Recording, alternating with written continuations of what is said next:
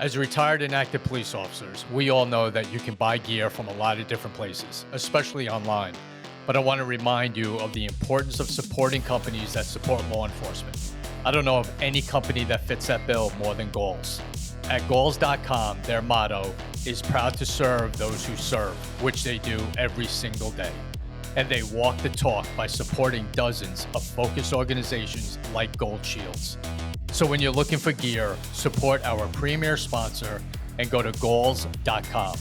And for our loyal listeners to this show, use the code GOLD15 for 15% off your next purchase until October 31st. Go to goals.com today. Welcome to Gold Shields.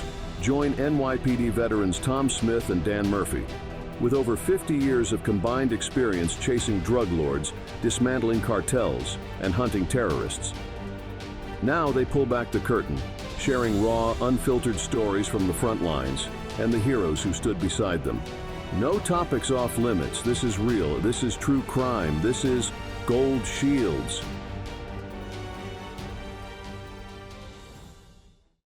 Hey, welcome back to Gold Shields. This is Dan Murphy, along with my partner in crime, Tom Smith. How are you, buddy? Good, huh? Hanging in there. We're going to get a left coast view of the law enforcement world today, and honored to have this person, Yeah. He's a great leader, and he's running again, and we'll get into that later, for sheriff of the largest county in the United States, arguably one of the most important in so many ways. And he's got a fascinating story, and he's the right man at the right time. So I'll let you introduce him quick, Tom, but I can't wait to hear this discussion. Yeah.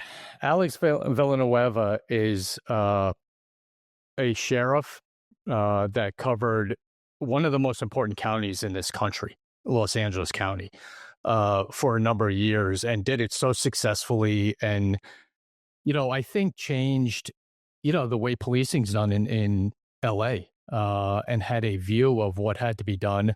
And, in the sheriff world, you're elected, you're not elected, you get backing, you don't, and so on and so forth. But the good news is Alex is running again for sheriff. And we're going to get into that definitely. But we just want to welcome Alex Villanueva to our show. Alex, it's a pleasure to have you on Gold Shields. Thank you, Dan and Tom. I appreciate the invitation. Hope all is well with you. Yeah, we're doing great today, and we're happy to have you on, and we want to hear about so many things from you. But let's start out a little bit with your tenure. You started as a sheriff's deputy in the Los Angeles County Sheriff's Department, didn't you? I mean, you started right from the bottom. Yeah, way back in 1986. Fresh out of the military in college, and signed up for the department during the summer of the Night Stalker in 1985.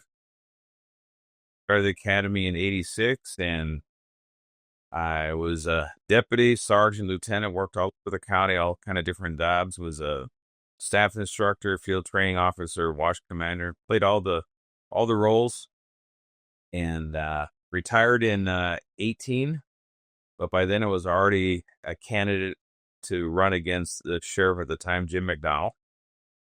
And the department at the time was basically circling the toilet, about to get flushed because it was shrinking. Every year there was about 200 deputies less than the year before. I wanted to turn that around, and, we pulled off the miracle of the century when we won in 18, talked to everybody, and we went about the business of actually doing the job of law enforcement, enforce the rule of law. And we did it unapologetically, and we stepped on toes that thought they could never be stepped on because they were too mighty and powerful, and didn't care because my job was to enforce the rule of law. I don't care who it's about. Can you come to New York and run? Can you come to New York and run for mayor here? Because you know what? I mean, LA, California is such a just dynamic, kind of weird political spectrum, that's out there. And, you were able to break through and start shaking the tree and getting done what you want because you believe, the D at the end of someone's name, the R at the end of someone's name doesn't matter. what matters is keeping people safe and keeping people in the community safe and their well-being, of the paramount importance. And you did that. But I want to just back up a little bit because you mentioned the time frame you came in, 85 and 86. And that was a huge gang time, wasn't it? In especially the LA County sheriffs, which kind of spearheaded a lot of things going on in the gang world. And Dan and I worked in the gang unit in New York, and we always looked at the way things were done out there and how they doing it. What are they doing? So, kind of take us through the pinnacle of the gang world out there. Well, from the late 70s, early 80s, when the crack epidemic started catching traction, and the warfare started, and it was something ugly. I mean, people were dropping dead left and right everywhere we turned. I worked patrol at East LA Station in the early 90s, and we'd get a homicide a week. We'd have 2 or 3 shootings a day.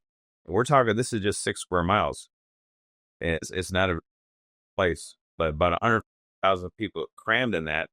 I think 55 different gangs divided by a block, literally, or one street on other sides of the street. And we were bordering LAPD's Hollenbeck division, and there were a bunch of gangs on that side of the fence as well. And the warfare was just constant. I mean, you could have 3 or 4 shootings in one day where each one was a retaliation of the previous one. So you'd play catch up trying to figure out who did what. So our Operation Safe Street detectives, our gang force detectives, and all of us working patrol, we're filling out FIR cards every time we stopped a carload of onion heads, as we used to call them in those days. Like a bunch of onions.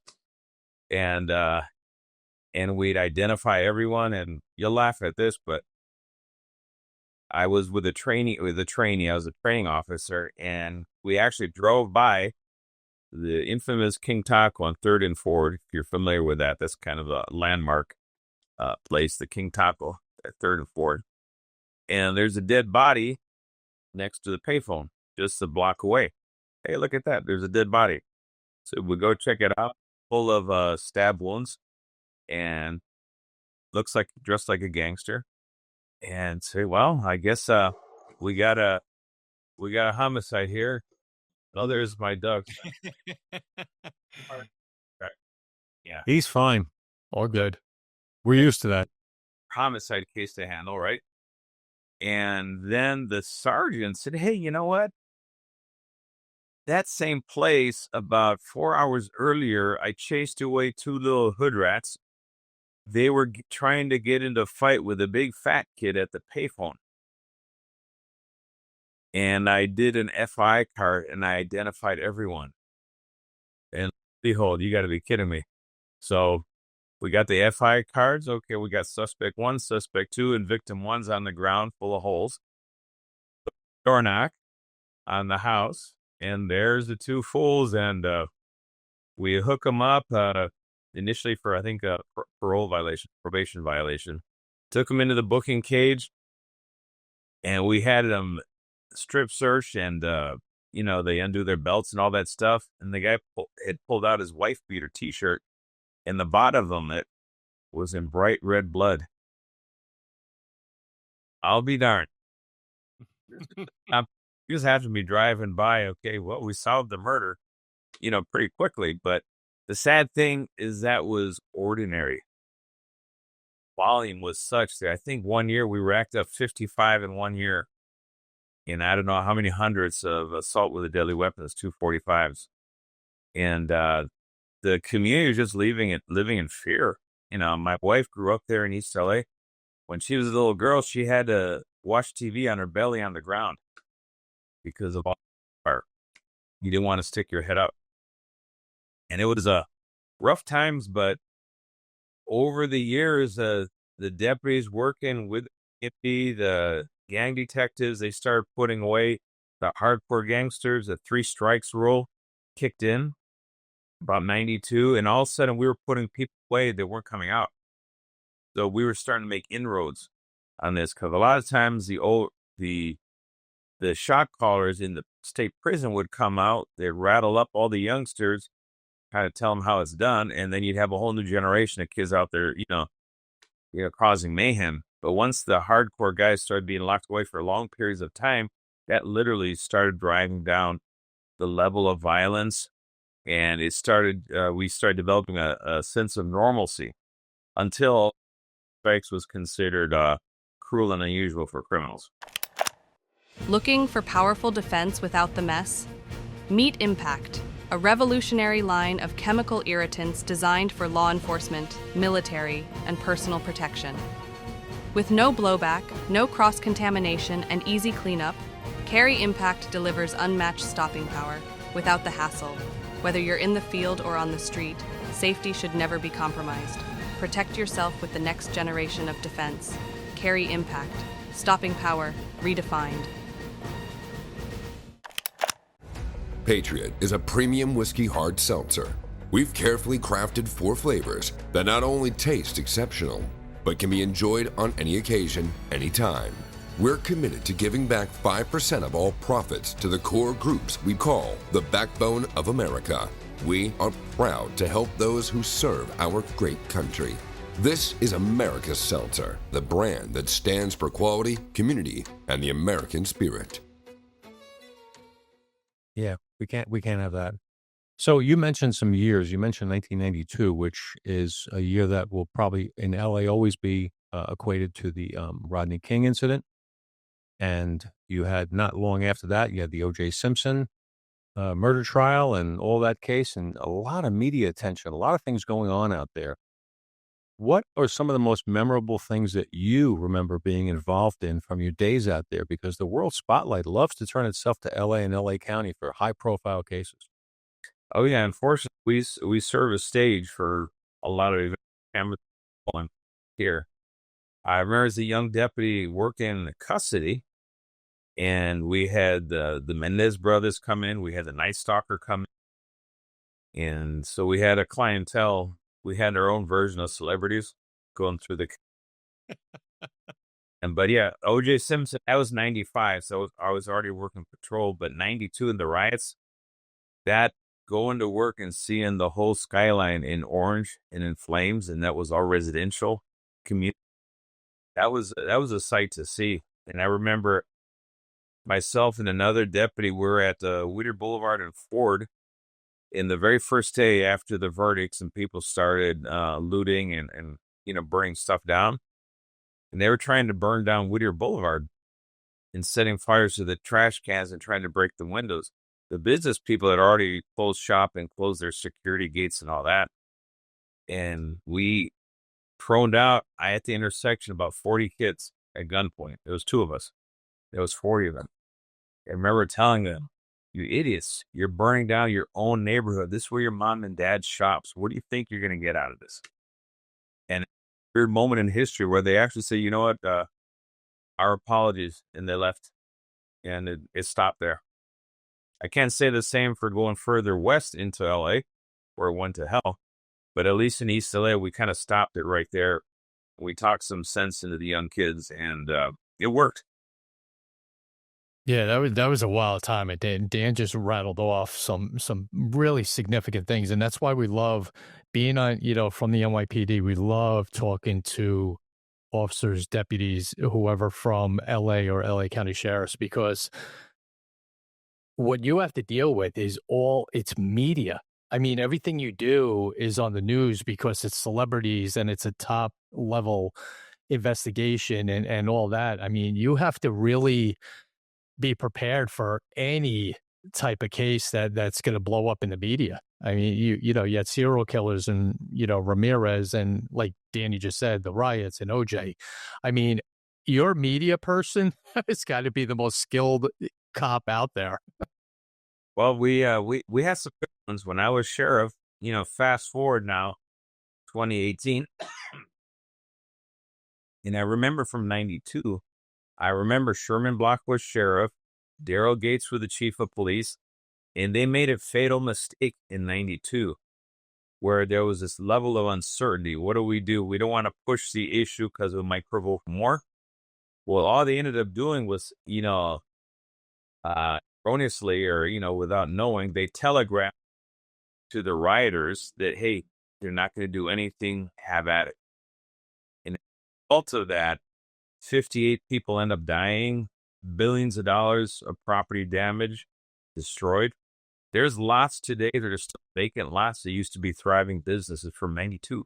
You can go by South LA today and still find them along the Vermont corridor. So 2020, I'm in the hot seat because now it's the new riot of 2020. And now I'm sitting in the same position that Sherman Black was sitting. And I remember thinking to myself, it's not going to have the same outcome as 92. It's going to be very different. So I went to the Department Operations Center at the basement of our headquarters, the Hall of Justice, and I got a briefing on what was going on from my personnel there, from the Sheriff's Information Bureau, the captain, and all our Emergency Operations Bureau personnel. They said, well, you got 11 riots going on at the same time. And they pointed all the different locations where it was protests, large crowds gathering, they're starting to destroy stuff. 11 at the same time. So I said, we started, shipping mobile field forces and sheriff's response teams left and right, ordered up the National Guard. We're going to need bodies to cover fixed assets so we can free up our deputies to hit the streets. And we put all that in motion. And then I delivered my commander's intent to all the station captains and all the field forces. And I remember it was very specific because people to this day are still recalling what I said back in 2020. We're not going to allow any riotous behavior, any destruction of property. Everybody goes to jail. There will be no Reginald Denny's. So my emergency services detail and the SWAT team, they were on orders and on standby that we have to rappel in from Air 5 to rescue someone who's being assaulted on the street. We're going to do that. But there will be no Reginald Denny's. Then LAPD lost 56 radio cars, burned down, trashed, and the image kept playing on TV. I said, there will be no sheriff's cars burned. If your shit gets burned down, you're going to walk back to the station. The single radio car. So it worked. And then got a couple of LAPD control stations got trashed. I told my station captains, if your station gets trashed, don't bother to come back the next day. It's not yours. And so we put a sense of ownership on everyone. And I'll be darned, they went to town. I mean, I don't know if you saw that clip from Bill Malusian on Fox where he was at the Fairfax district with the LAPD. They were taking rocks and bottles, and we showed up, our sheriff's response team, fully with all the gear, and they'd made the mistake of throwing something at our guys, and they responded with a barrage of pepper balls and sting balls, and all you saw was elbows and assholes and correction. It was comical. It was a chance to redeem ourselves from 92. And more importantly, no one died. We ended up at 700 or 800 between us and LAPD. No one died. A couple of people got injured with the less lethal projectiles. But outside of that, no, it was relatively benign comparing it to 1992. It's funny how that works. People respond to strength. They respond to the show of strength and the execution. When you say, if you give an order and follow it, a lot of people will follow it. They'll watch one person go down and they'll follow it. We've seen that, Tom and I, in New York. We've seen leaders that we had that were strong and firm, and they'd get on a bullhorn and say, this is what's going to happen. And then when it happened, you didn't have to worry for 3 days afterwards. They weren't doing it again. But sadly, we've also seen in this country, we've seen a lot of municipalities where the leadership let it go. And letting it go, it never just dies down on its own, does it? We all watched what happened in Minneapolis. It was disgraceful. Seattle, is it with the CHOP zone, I think, in Seattle, the autonomous zone, prepared their own set of laws. Of course, people died in it. And yeah, when you do nothing, anarchy will fill the void. I just have a question for you, and I found this fascinating in doing some research to learn a little bit more about you and your career before we were going to talk to you today. You had an issue within the sheriff's office when you took over in 2018 that I think the average person would be shocked to find out existed, which is deputies who are gang members. The banditos and gang members in the sheriff's office. Tell us about that. I think that's fascinating. They don't exist per se. Perception of them existed, and political establishment swore up and down on their mother's graves that they existed, and they're basically pillaging the countryside and burning villages.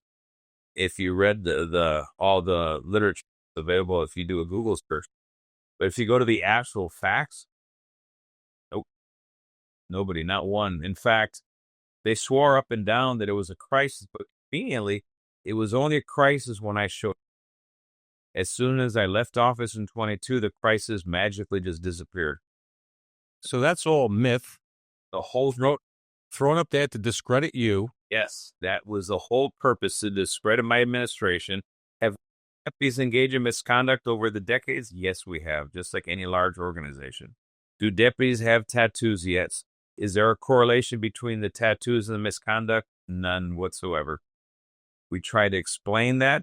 In fact, Cal State LA did a study, an academic study. We gave them free access to all the department's database on misconduct cases, and they found zero correlation between misconduct and the deputy subgroups.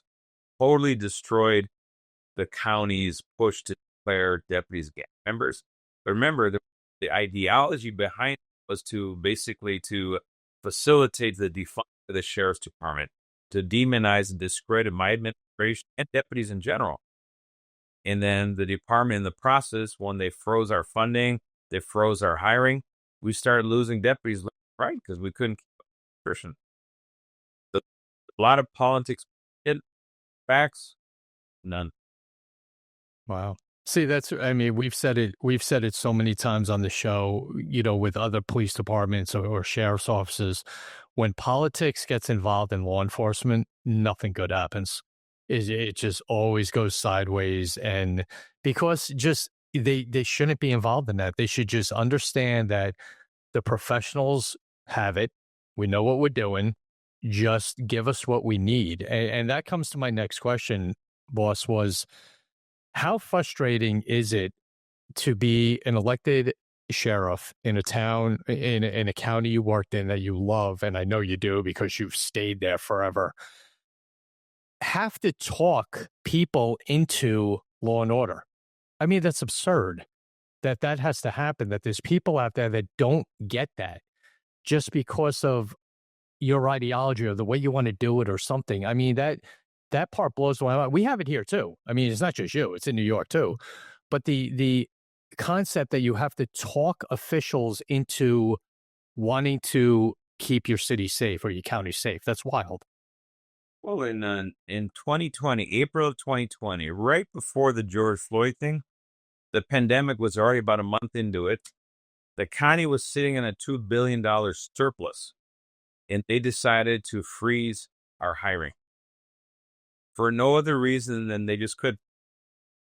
And it was basically political vandalism against the department because they had this ideology, was far left. They called it care first, jail last.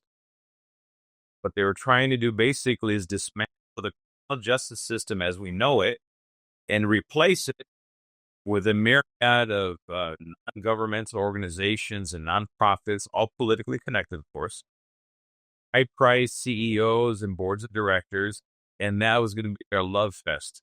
And to fund it all, it was going to be by taking it from law enforcement. That was the big agenda of the board, which is still ongoing because the supermajority of the board of supervisors are far-left ideologues. They do not care about public safety. They believe that criminals are the victims, cops are the crooks, and that is how they approach decision-making. And they don't give a rat's ass when it comes to public safety. For them, if it's bad news, just conceal it. I'll give you a good example. When the pandemic hit the first year, we had from 2019 to 2021, we had a 94% increase in homicides in LA County. 94%. which for the average politician, they'd have emergency meetings and sessions and hand wringing and, oh my God, what do we do? I couldn't get anyone to even repeat that number. Not even the local media would acknowledge the number, and I'm giving it to them, and I'm the sheriff. In other words, the establishment and their control of the local media was so great that it erased a tragic public safety threat, which is a 94% increase in homicides. That is how bad the situation here is in LA. It leads right into my next question. It's kind of a multifaceted question along the same lines. If you had to sum up for our listeners and viewers who are not in LA and don't really follow the news, you left office after 2022 and you're looking to get reelected, and we wish you do. And I'm sure people of LA who care about the quality of life. But tell us what the current status is of quality of life and crime in Los Angeles County in general. And what are some of your plans when you get reelected? Because we're gonna hope you get reelected. Well, I can tell you this. The quality of life in LA is a constant state of degradation. Every day, the residents are being told to accept less and less. They're in fear of their safety as soon as they leave the house. Heck, where they're in their house, they're in fear of their safety. Because you have the home invasion robberies. You have the burglary tourism from South American countries. You have the street takeovers where people are afraid to go from point A to B within the county. You go to the store and you're going to see a shoplifting spree and loot right in front of your. And then, or you go to a place like a pharmacy and all the merchandise is locked up. Everything is unacceptable. But a politician like Governor Newsom say that, hey, crime is down and it's a wonderful place. No, it's not, because constantly politicians are peeing, urinating on the residents, telling them it's rain. And that's how bad the situation is here. We need it. And within the sheriff's department, under Luna, the current guy, they've lost a quarter of their entire workforce is gone. 25% gone. Deputies now are pushing an incredible load of overtime to the point they're going to spend over $500 million this fiscal year just on overtime. $500 million is unheard of. Wow. And I wanted to touch on him. I'm glad you brought him up. Sheriff Luna is the present sheriff of LA County. And, I wrote down a couple of numbers that you just said. 25% of the staff is gone. Under his watch, 13 deputy suicides and 26 in custody deaths during his administration. That right there should be enough just to say, goodbye, go away. There's no way you should even run for re-election, much less, stay in the position you're in. But that's when I started the show, the weirdness, if you want to call it, of LA. It's just, why is anyone putting up with that? Why is anyone, saying, okay, it's all right, we'll be okay? That's why, blows my mind. I mean, we have similar situations here in New York, but LA always seems to, resonate those numbers, and having to talk people into being safe just still baffles my mind. Well, that 26 number you gave me, that's not since he took office. That's this year alone. 50 in custody deaths every single year he's been in office. 23, 24, and now we're more than halfway through 25, and he's past the 20. I think they're probably at the 30 mark now. And that toll is unconscionable. Yet had that occurred when I was in office, you would have seen screaming headlines in the LA Times that, oh my God, the sheriff is mismanaging custody. You'd be in jail. Oh, it'd be horrible. 13 suicides of our own personnel, that surpasses any agency in the entire nation many times over, including agencies like the NYPD. You guys are about 3 or 4 times bigger than the LA sheriffs. By guys, again, it shows you how selective the media is and what they want to report, what they don't report on. It doesn't satisfy the narrative of the establishment. It's buried, doesn't exist. Have to worry about it. And I've been crunching numbers today on comparing my tenure, my first year on with Luna's. Oh Lord Jesus, I hired 1,100 deputies in 1 year. And we got the department to full staffing by April of 2020. We got it to the 10,000 mark. Now they're below 8,000 and falling. And Luna, he wants to be reelected. He thinks that he should have another shot at it. I'm thinking, is his goal to destroy the department and finish it off? I don't understand what his motivation is really. Wow. Well, you hope the voters will see through this. You hope they do. But the problem is the media doesn't report it. So they don't know that. And that's a shame because people tend to watch their news. This is my news, or this is my pipeline for information. That's all I want to see.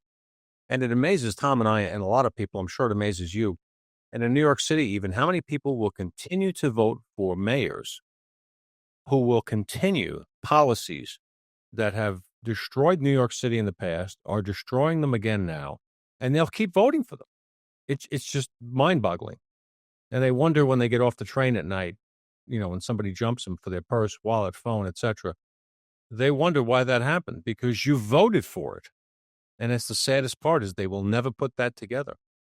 That's very true. Here in LA, you have the Metropolitan Transit Authority.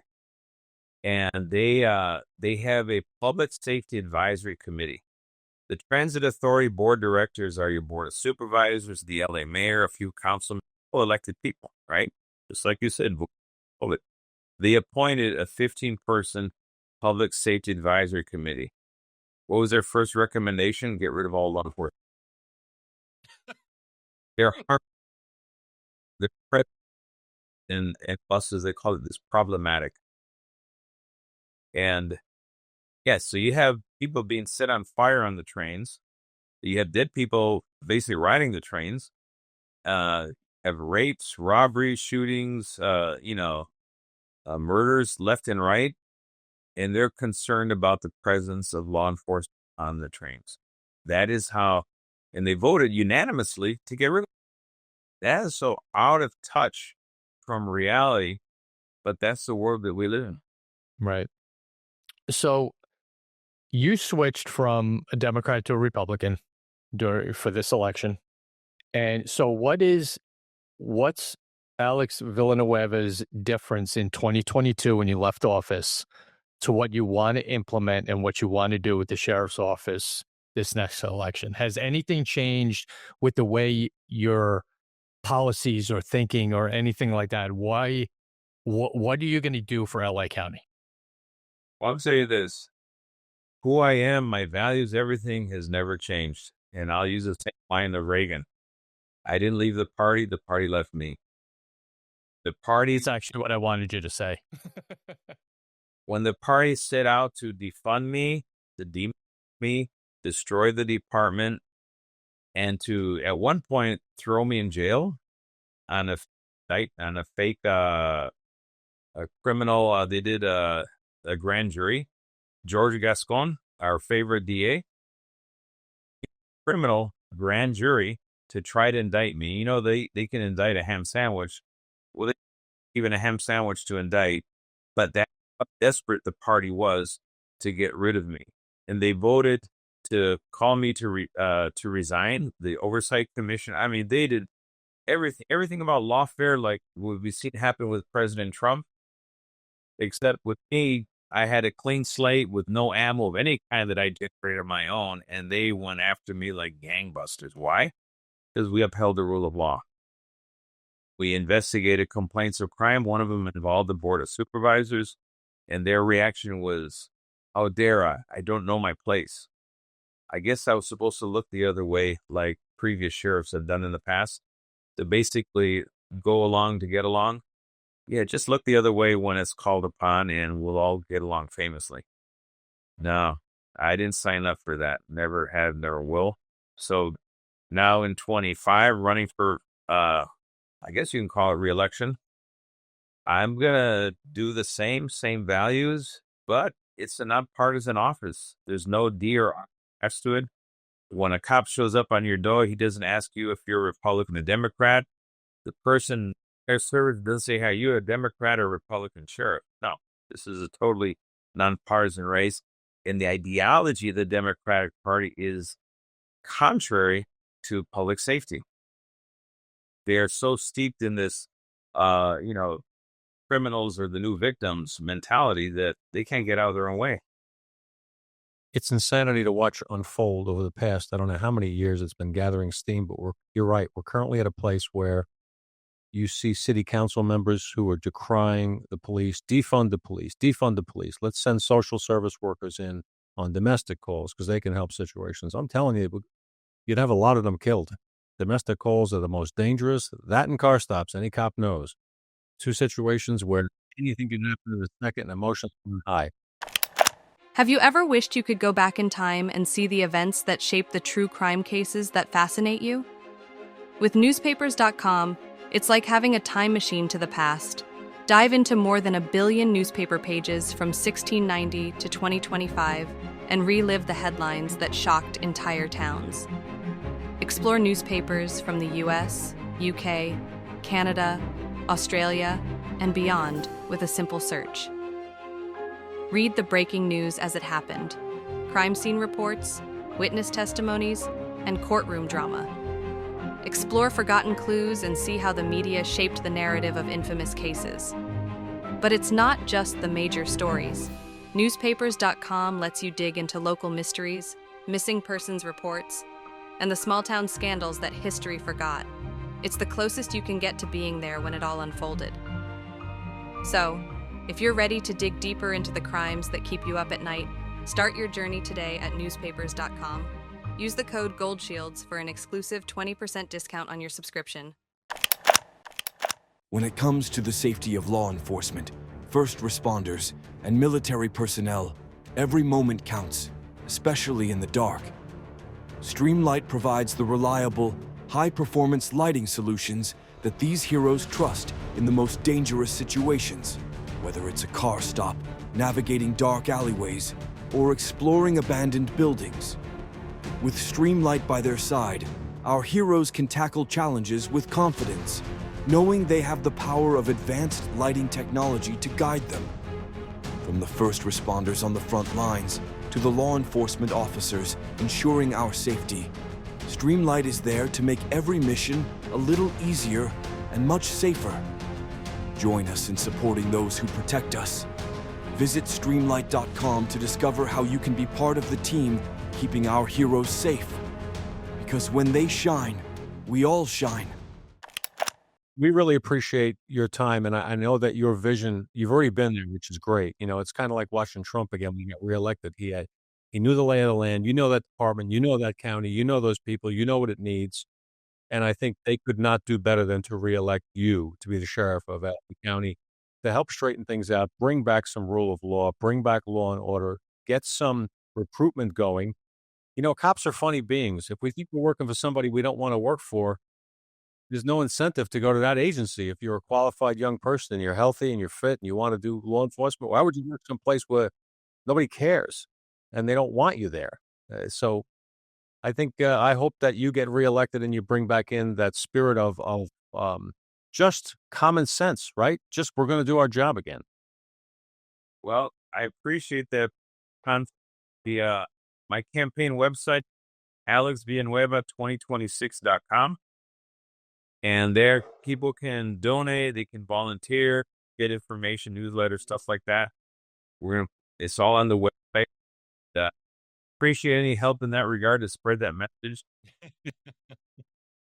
Well, you certainly have, if it, means anything to you two guys that are New Yorkers, and a kind of New York, Minnesota podcast, we would fully endorse you because, and you have it, not that it's a lot, but I just want you to realize and understand that stuff that happens in LA resonates around the country.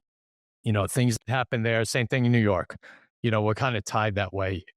Policies and things that happen resonate in law enforcement and policies and so forth and safety around the country. And LA County just needs you right now to get just back to neutral and get back to, people going to the park with no problem, or going to a show, or going to a concert, or doing whatever they want to do without constantly looking over their shoulder or looking around a corner or canceling plans because they just can't bring their family somewhere. That's insane. And Dan and I both wish you all the luck in the world, hoping that people wake up and just, I've said it for years, and Danny said it too. All people need to do that vote is just listen to candidates. That's it. Just listen, because the ones that mean it, it's going to make an impact on what you hear. And those are the right people that you need in these places, and you're one of them. Thank you. Appreciate that. And you're right. You got to listen to what people are trying to sell when you hear them talk, and you can spot a phony career politician on my. People should start reading the cadence, the language, the verbiage they use to describe everything, and they're just defending the status quo. And those people, they need to go. Couldn't agree more. Sheriff, past and future Sheriff of Los Angeles County, Alex Villanueva, it's been an incredible pleasure and honor to have you today, sir. Thank you for your time and thank you for your service, and we look forward to more service from you. We will be telling our audience and pushing out the messaging to get you reelected in LA Sheriff's Office, and we wish you nothing but the best, and thank you again for your time, sir. Well, thank you both for your time. I appreciate it. Well, it was a pleasure. This is the time of the show that we say a prayer for our law enforcement officers. Please keep them in your prayers.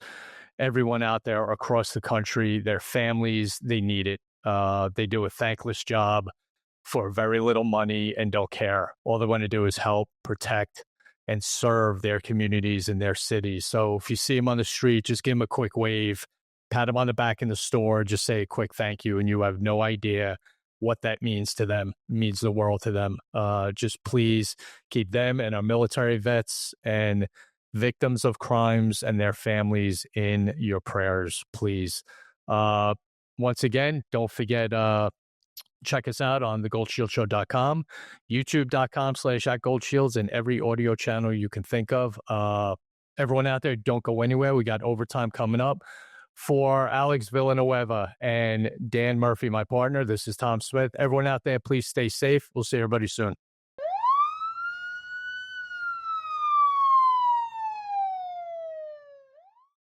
As promised, here we are back with the OT, the overtime. Cops love overtime, Tom. What a guy. Alex Villanueva. What a great discussion with a man who I just sincerely hope the people of LA wake up and reelect. Yeah, you know what? When even in the party that he served, I was a fan of his when you see him on the news, because he was a straight shooter. He didn't, I understand the sheriffs don't have, they shouldn't have a political, letter at the end of their name. But you listen to him when he was sheriff and he was just straight, man. He just wanted, you would see, it was torturous sometimes watching him, Dan, pleading hey, everyone, I just want to do this, and help everyone. But he got kicked in the teeth every time he tried to do that. California at its best, right?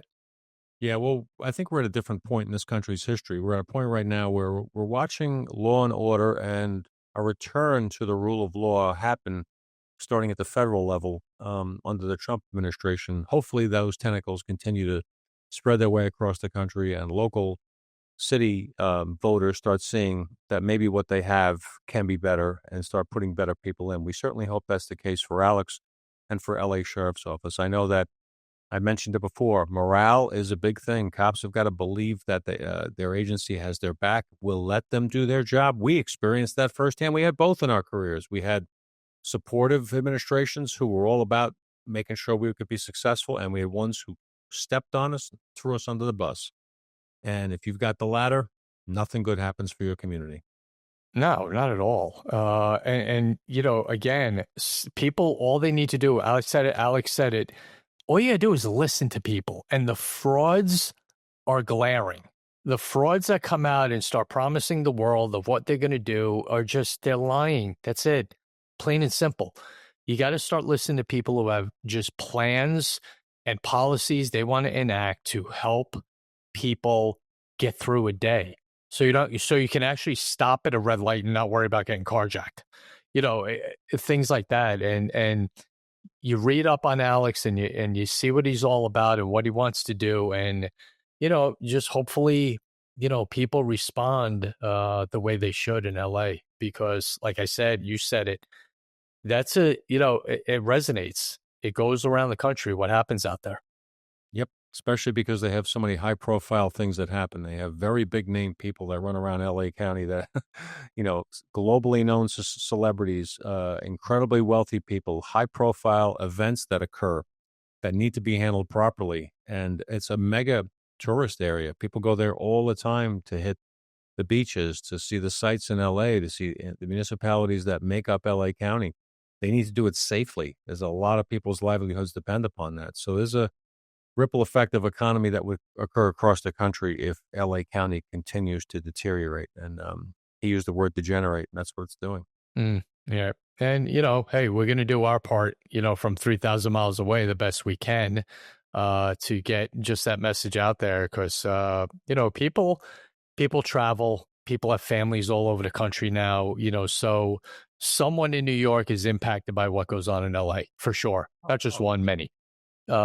Personally, not just, that it has to be done to help kind of, the country get better. It's personal.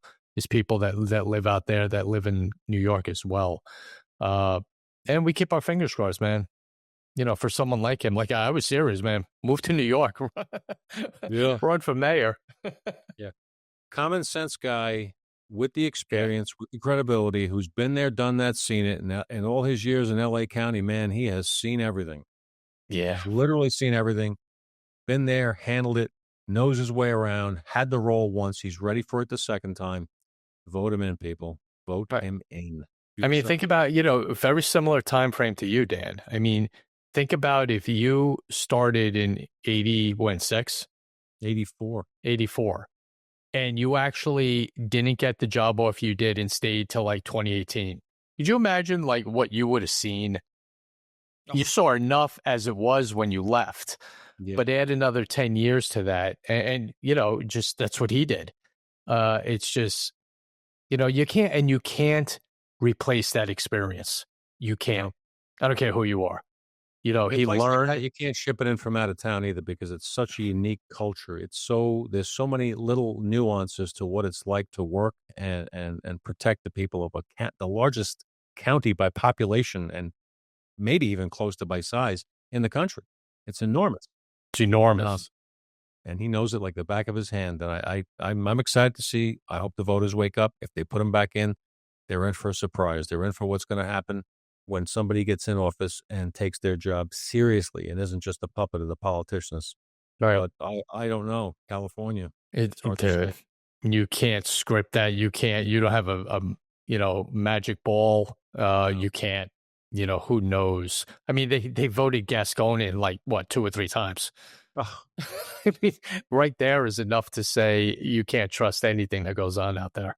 You go to a Funk and Wagnall's dictionary, you look up utter failure. It's got a picture of Gascon. Yeah. I mean, the guy is devastated.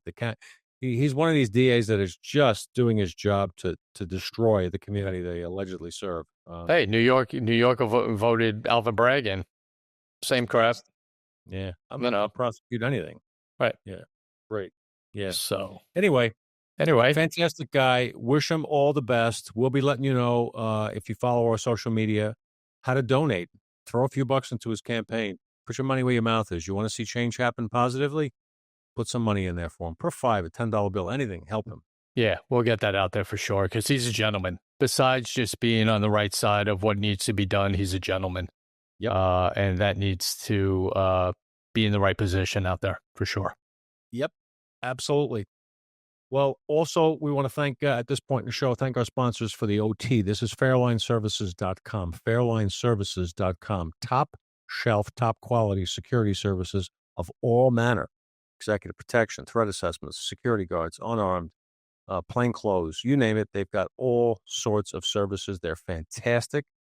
I trust them. I've done some consulting work with them, and I'm very impressed. FairlineServices.com. Yep. And our overall premier sponsor, Goals. Go to goals.com, tacticalgear.com, the best in the business. Got every cops out there back for sure. Absolutely. go and buy Yeah. their merchandise. Use the promo code GOLD15, get 15% off your purchases, and that's a gift for all our Gold Shields audience from Gold. So we thank them for that.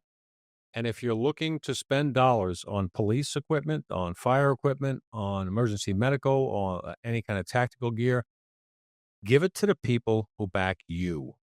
Don't go on websites who are just as happy to sell a shirt or a hat that says that we suck. Back the people who back you. Galls, tactical gear, they put their money where their mouth is. They sponsor pro-cop support organizations. They do the right thing. Do the right thing by them. Absolutely. Well said, my friend. Well said. And everyone knows the website we're talking about begins with an A. But did I say that? I'm sorry. Anyway. Ends with an N? I don't know. One of those. It's a big river somewhere. Anyway. Dan, it was a pleasure. Everyone, please stay safe. Continue to watch our show. Support us. We love it. Can't do it without you. Dan, have a great one, buddy. Everyone stay safe. We'll see everybody soon.